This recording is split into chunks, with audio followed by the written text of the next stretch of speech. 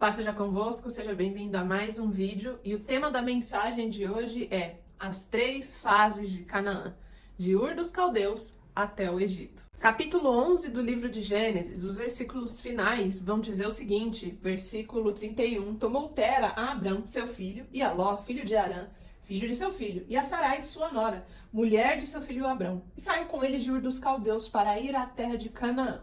Foram até Arã, onde ficaram. Aqui nós temos o início da jornada de Abrão, que viria a ser Abraão. Deus o chama da casa de sua parentela, que ficava em Ur dos Caldeus, como diz aí o final do capítulo 11. Então Deus chama a Abrão, o convoca, primeiro o leva até Arã e depois até Canaã. Então esse final do capítulo 11 nos mostra o resumo de como vai ser essa história, que agora será contada no capítulo 12, que já se inicia Deus fazendo todas as promessas a Abrão, chamando, dizendo que abençoaria quem o abençoasse, amaldiçoaria quem o amaldiçoasse, que ele deveria sair daquela terra, da casa de sua parentela e ir a um lugar que o Senhor ainda revelaria. O próximo passo depois disso é a terra de Arã. Toda essa história, porém, de peregrinação de Abrão vai nos mostrar e tipificar as fases que nós temos, eu e você, enquanto cristãos, em nossa jornada na Terra.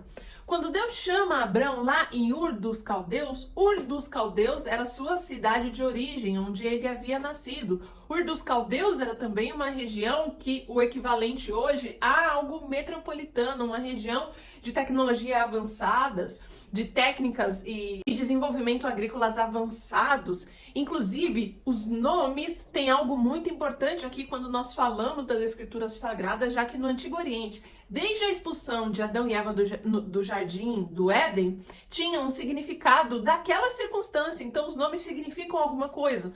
O nome de Abrão significa aquele que olha para o céu, aquele que olha para os astros, indicando inclusive que Abrão, então, não adorava o Deus verdadeiro, o Deus Altíssimo, El Shaddai, Adonai. Ele poderia inclusive ter origem de religiões pagãs, mas há um dia determinado na agenda de Deus, há um dia estipulado que ele vai chamar você, que ele chamou a Abrão, independente de onde nasceu, se era melhor ou pior, se era mais abundante financeiramente ou era mais escasso, se era Ur dos Caldeus ou se era qualquer outra cidade, desde Egito até qualquer outro lugar. Mas o que Ur dos Caldeus significa é o dia do chamado, é o dia que Deus nos tira desse mundo, é o dia que ele nos convoca, é o dia que ele nos chama.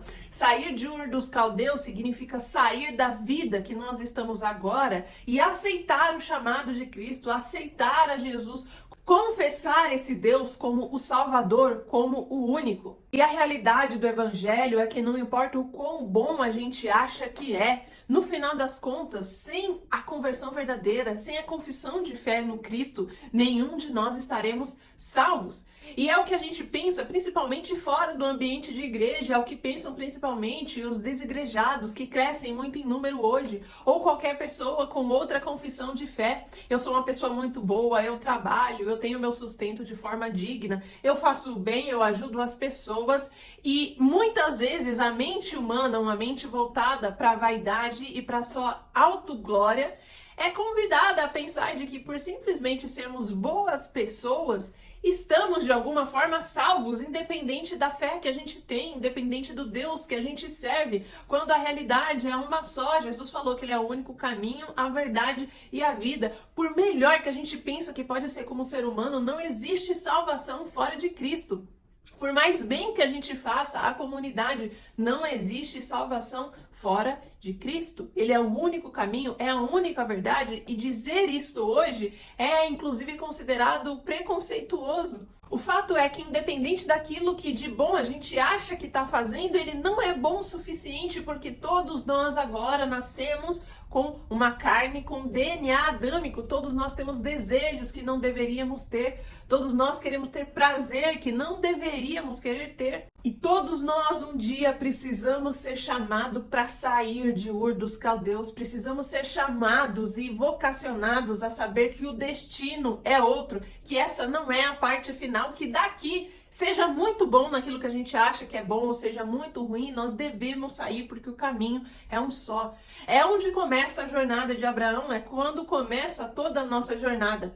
O porém é que Deus, ele não destina já Abraão a Canaã. Primeiro Deus o chama, ele está em Ur dos Caldeus, e o próximo passo que Deus fala é: vou te mostrar aonde você deve ir, te mostrarei a terra onde deve se chegar. E o segundo passo para onde Abrão vai é Harã, ou Padã Harã, antes de chegar a Canaã. E de novo, os nomes eles têm um significado, já que era a cultura do Antigo Oriente. Todas as pessoas nomeadas, todos os postos, todas as circunstâncias tinham um significado ali do que representava aquele momento, aquela experiência ou aquilo que aquela pessoa que nomeou estava sentindo. Harã significa estrada, significa rota principal. É para lá que Abrão vai depois de sair de Ur dos Caldeus. Abrão sai então de Ur dos Caldeus e é comissionado para chegar em Harã. É o primeiro ponto de chegada. É em Harã, historicamente, que seu pai Tera virá a falecer na história. Diz também que partiu de Harã e foi a Canaã, e lá chegaram. Só que antes de chegar em Canaã, antes de chegar no lugar, no destino final que Deus havia prometido, na parada que ele precisa fazer em Harã, diz o texto que levou de lá tudo quanto lhe acresceu. Quer dizer, Harã é o ponto, é a estrada, é a rota de partida, é quando o Senhor nos chama a aceitá-lo.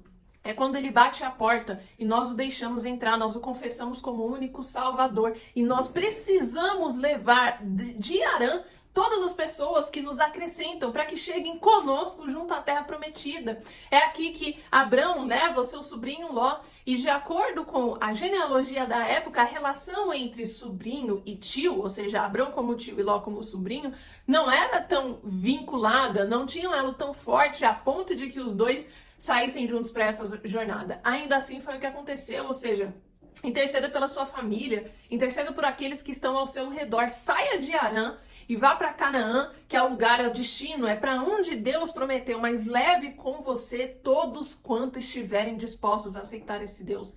Fale dessa palavra, espalhe esse evangelho, ajude a salvar.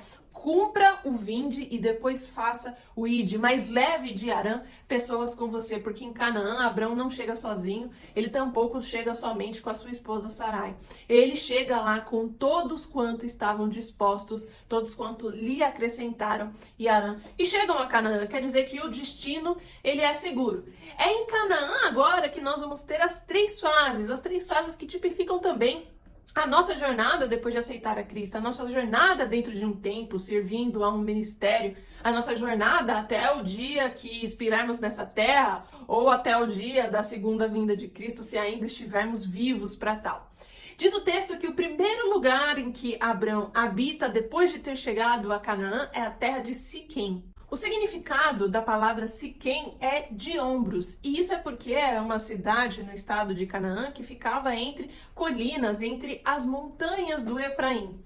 Não importa se você já viu alguma montanha na vida real, seja tão pequena quanto o Pão de Açúcar ali no Rio de Janeiro, ou os Alpes suíços na Europa, ou inclusive o Grand Canyon lá nos Estados Unidos, mas todos hão de convir que colina e montanha é um lugar de deslumbre, é um lugar de emoção. É o primeiro lugar, depois de chegar em Canaã, que Abrão vai peregrinar. É o lugar em que Deus vai aparecer pela primeira vez a ele, vai prometer que aquela terra ali seria de sua descendência, e é também o primeiro lugar em que Abrão edifica um altar para invocar o nome do Senhor. Em outras palavras, Siquém significa fase da vida pós-convertida. Nos encontramos no primeiro amor. É a fase inicial, é onde tudo acontece. É quando Deus nos chama, nós o aceitamos, Ele faz promessas e nós estamos apaixonados. É como o João vai revelar na carta que ele faz no Apocalipse à igreja de Éfeso, que Jesus tinha algo contra aquela igreja, e o algo que ele tinha contra é que eles não estavam mais no primeiro amor. Se quem é o primeiro amor, se quem é onde Deus promete algo para nós, se quem é o momento em que nós vivemos e respiramos o evangelho 100% do tempo, se quem, ali foi o primeiro lugar que Abrão edificou um altar. Mas depois de Siquém, ele vai para um segundo lugar em Canaã. Ele vai para um lugar chamado de Betel. Betel significa casa de Deus. E muitos anos depois, o neto de Abrão, Jacó, estaria ali naquele mesmo lugar. Jacó dormiu uma noite ali, usou uma pedra como travesseiro, teve a visão da escada de Jacó e logo depois edificou também altares ao Senhor. É Jacó quem vai dizer quão temível essa é a casa de Deus. Betel significa casa de Deus. Betel é o lugar já em que o Senhor está nos vocacionando, em que a gente começa a atuar na obra, que Deus nos passa ministérios, que nós como Jeremias passamos a destruir o reino das trevas e edificar o evangelho, edificar a palavra de Deus aqui na terra. Betel é o lugar em que a gente precisa começar a cumprir o ID de Deus. Betel é o lugar que agora o Senhor precisa e nos estabelece para que a gente comece a frutificar dentro dessa obra. Esse é Betel. E Betel também é temível, porque é dentro dessa jornada que a gente começa a ter responsabilidade, que o peso dessas vocações começam a nos alcançar. É no momento de Betel que Moisés vai pedir 2 vezes para Deus: risca o meu nome do livro da vida. Não porque ele queria ir para o inferno, mas é porque a carga daquela vocação de liderar o povo para fora do Egito e até Canaã estava tão forte que ele não estava mais resistindo às murmurações, às reclamações do povo e interceder por ele. É em Betel que Jeremias vai dizer que a sua vontade era de nunca mais abrir a sua boca e nunca mais falar sobre essa palavra, mas toda vez que ele pensava ou queria fazer isso, um fogo consumia de dentro. Betel é o lugar em que Jesus vai aparecer e vai dizer: Saulo, Saulo, por que me persegues? E ali ele vocaciona apóstolo Paulo. Betel é esse lugar em que Timóteo vai receber os seus dons pelos presbíteros, via intercessão, via imposição de mãos. Betel é o lugar que o próprio apóstolo Paulo vai dizer: eu fui designado pregador, apóstolo e mestre. Betel, esse é o lugar da casa de Deus, esse é o lugar que você frutifica na casa de Deus, esse é o lugar temível, esse é o lugar de adoração, esse é o lugar de temor, de responsabilidade, esse também é o lugar de perseguição, é o lugar em que as forças malignas, elas sabem exatamente quem nós somos, porque nós estamos aqui e fomos estabelecidos para destruí-la. Mais uma vez, Abraão passa por esse lugar, ele passa por Betel, ele edifica um altar e ele invoca o nome do Senhor. E o último lugar, a última fase agora, é a fase do Negueb. E ali ele partiu para Negueb. Negueb significa deserto. Negueb significa e representa 60% dos desertos que existem lá em Israel. E sabe qual é o significado da palavra deserto? Casa da serpente. Em outras palavras, Negueb é o lugar da jornada pós-conversão. É o lugar da jornada como cristão. É o lugar que nós vamos ser tentados. Negueb é deserto, o deserto é casa da serpente. Adão pecou no paraíso, Jesus triunfou no deserto. No deserto, Satanás quis fazer um pacto com aquele que é o Salvador. É o Negueb o lugar em que nós seremos testados. Aqui na jornada de Abraão, é depois de ir para o Negueb que ele passa a ter fome naquela terra. E diz o texto aí na segunda etapa do capítulo 12 que ele vai descer até o Egito para se abastecer. É aqui o momento do desvio de Abraão. Mas Deus nunca falou que ele não deveria ir ao Egito ou que ele tinha que permanecer ali no Negueb. O porém aqui é que Abraão tomou essa decisão sem consultar o Senhor. A ausência de Deus, a falta de buscar a Deus já é uma brecha. Mesmo que nós não estejamos fazendo aquilo que Deus evidentemente proibiu, aqui Deus não fala nada sobre o Egito, mas tampouco Abraão consulta-se com Deus para saber se aquilo estaria aprovado. É no Egito, é ao descer a esse Egito para se livrar da fome, que Abraão vai negar a sua esposa, ele vai pecar, ele vai mentir. A sua esposa vai ser levada por um faraó para que ele sim a despose. É nesse Egito que Deus vai precisar agir com o sobrenatural, vai provar a casa de Faraó, para que Faraó restitua Sara, a esposa de Abrão. É aqui nesse Egito que Deus vai usar esse Faraó que tomou a Sara, porque Abrão havia mentido, disse que ela era sua irmã e não sua esposa. E ele então vai exortar Abrão no final sobre a sua mentira. É no Egito que todas essas tribulações acontecem, mas elas só acontecem porque nós decidimos ir para lá. Em outras palavras, em todas as nossas vidas, em todas as nossas jornadas, a gente tem uma fase, tem um momento dessa rota que a gente chega no Negueb. Ele vai ser diferente para cada um, ele pode ser um problema psicológico, o mal do século, ele pode ser uma crise no relacionamento, ele pode ser os filhos que desviam, ele pode ser os negócios ou a vida financeira que começa a dar errado, ele pode ser um conflito na família, ele pode ser uma situação na sua saúde. O Negueb vem, isso é fato, mas é o que você vai decidir fazer dentro do Negueb que define no final das contas a sua salvação. Aqui Abrão vai até o Egito, passa por todas essas provações e depois dessa experiência percebe e nunca mais volta a fazê-lo. Em sua história, nunca mais depois disso Abrão retorna ao Egito para qualquer tipo de alívio ou subterfúgio. Agora o ponto é, se Deus é Deus, por que o Negueb? Se estamos servindo ao único Deus, ao verdadeiro, aquele que nos salva, aquele que nos enviou o seu Filho para nos salvar, por que é que a gente está fadado a passar pela fase do Negueb dentro das nossas vidas? É dentro do Negueb que a gente começa a se questionar onde está Deus, porque os maus prosperam. Porque os justos parecem ser martirizados, injustiçados. Só que é no Negueb que Deus nos relembra que o motivo do mal no mundo é porque um dia a jurisdição dele foi dada ao homem e o homem o deu à serpente.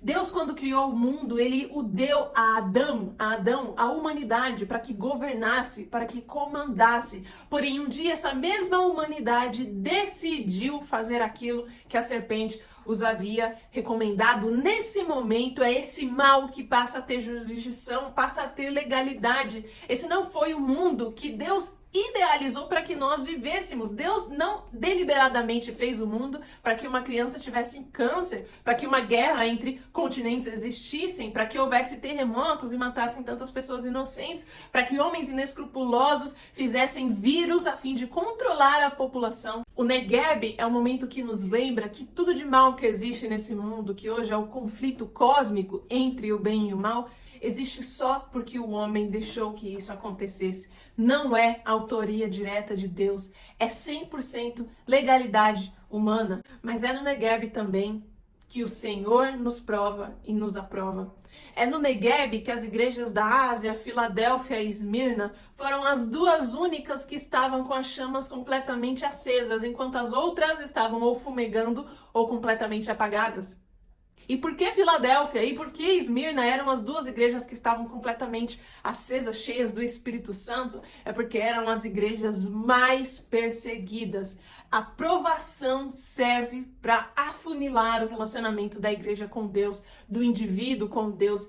É na provação que nós provamos de fato se a nossa fé é verdadeira, mesmo quando até as motivações de Deus podem nos parecer erradas. É no Negueb que a igreja de Deus, a verdadeira, ela é aprovada. É nela, é nesse momento que a gente tem a confirmação da nossa salvação. É nesse Negueb. No final das contas, a gente percebe que Deus é um Deus de processos. Por que é que Deus já não chamou Abrão de Ur dos Caldeus e o levou diretamente até Canaã?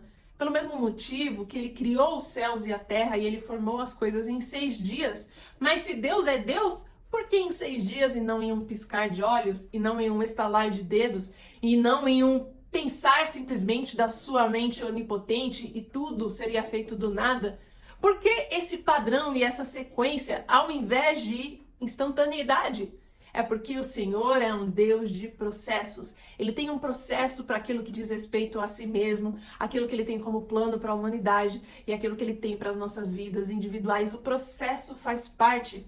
Deus formou Adão primeiro, o colocou no Éden e o fez sentir a necessidade de ter uma esposa. Deus não formou Eva junto com Adão no mesmo momento. Isso é usado, inclusive, hoje para aqueles que falam mal do evangelho, dizendo que nós seguimos um Deus que é sexista ou machista. Na verdade, Deus fez e formou Adão primeiro para que ele pudesse sentir falta antes da providência de Deus. Deus forma Adão, o coloca lá e o vocaciona para que ele nomeasse toda a fauna e flora, e assim ele começa a fazer. Ele dá nome a tudo que diz respeito ali no Jardim do Éden, a todas as plantas, a todas as ervas, a todas as relvas e aos animais, e a começar a nomear os animais, eu conjecturo que ele começou a ver que existe uma elefoa para um elefante, uma leoa para um leão, uma tigresa para um tigre, e ali ele começa a procurar e ele percebe algo que faz falta. E é só depois de se dar conta disso é que Deus então o faz cair um tremendo sono, forma a mulher, e quando ele desperta ele olha e diz: essa, afinal, Ou seja, quer dizer que depois de ter procurado tanto e não achado ninguém que fosse compatível com ele, finalmente ali ela estaria a mulher. Deus é processo, Deus faz-nos sentir a falta daquilo que nós precisamos antes de providenciar. E sabe qual é essa falta que nós precisamos ter? É perceber que é a falta de um mundo que seja 100% bom, 100% íntegro, 100% justo. Mas esse mundo, esse pedaço é a Jerusalém celestial que está destinada só depois dos novos céus e da nova terra. É só depois da segunda vinda de Cristo que ele vai governar com pés de juízo, com pés de jugo. Essa falta que agora no Negueb nós precisamos sentir, é por causa dessa falta que nós temos que levar esse evangelho, que nós temos que anunciar as boas novas, que todo o mal desse mundo é consequência do ser humano. Mas a boa notícia é que virá um novo mundo, é que o mal será de uma vez por todas eliminado. É por causa desta falta que nós somos comissionados, nós somos vocacionados a levar a palavra de Deus. É por essa falta que no momento de Negueb, qualquer que seja o momento que vai ser na sua vida, permaneça lá e não vá para o Egito, porque vai chegar o momento novamente que mana leite e mel, a terra prometida. Eu espero que você possa compartilhar essa palavra com alguém, marque nos comentários e principalmente eu te vejo na próxima.